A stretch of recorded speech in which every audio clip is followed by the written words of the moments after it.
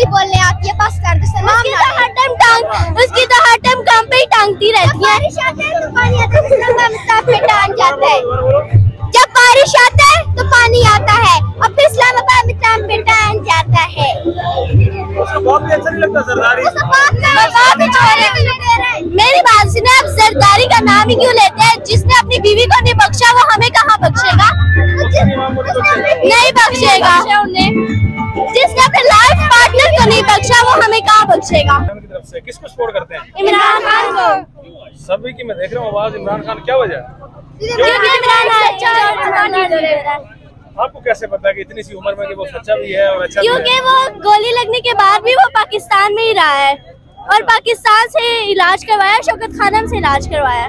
बाकी भाग जाते हैं पाकिस्तान से? भाग जाते हैं, लंदन भाग गया, अभी तक नहीं वापस आया, लारा दे के चला गया। नवाज शरीफ चोर।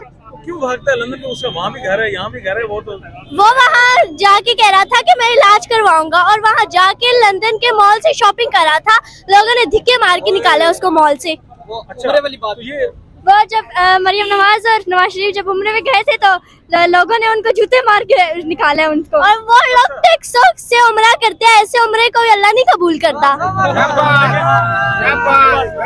उनके पास अपना भी तो पैसा है ना। नहीं पैसा क्यों? हमारे पैसे से वो उम्रे पे गए हैं, हमारे टैक्स कर रहे हैं, बात पे टैक्स लेते हैं।